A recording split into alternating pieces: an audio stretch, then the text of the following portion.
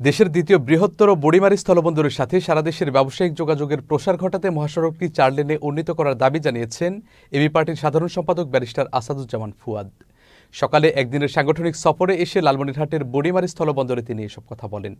তিনি আরও বলেন, ভারত থেকে বুড়িমারী স্থলবন্দর দিয়ে 18টি পণ্য আমদানি করা যায় না। এতে হাজার হাজার মানুষের কর্মসংস্থান ক্ষতিগ্রস্ত হচ্ছে এবং সরকার রাজস্ব হারাচ্ছে। তাই সকল সিন্ডিকেট ভেঙে দিয়ে যেসব পণ্য আমদানি করা যায়, এরকম পণ্য আমদানি করার জন্য সংশ্লিষ্টদের প্রতি আহ্বান জানান ব্যারিস্টার ফুয়াদ। আমরা এখনই দাবি করছি যে এই রাস্তাটাকে 4 লেনে করবার জন্য ইমিডিয়েটলি উদ্যোগ নেওয়া হোক, যেন জুন জুলাইয়ের বাজেটে এটা অন্তর্ভুক্ত হয় এবং এটা যেন উদ্বোধন করার ব্যবস্থা করা হয়। এটা আমরা যোগাযোগ উপদেষ্টা, অর্থ উপদেষ্টা যারা আছেন তাদের দৃষ্টি আকর্ষণ করছি এবং অন্যান্য কাঠামোগত সিন্ডিকেট ভেঙে দেওয়ার ব্যাপারে যে কথাটা বলা হয়েছে সেটার জন্য বাণিজ্য শিল্প উপদেষ্টাদেরকে দৃষ্টি আকর্ষণ করছি।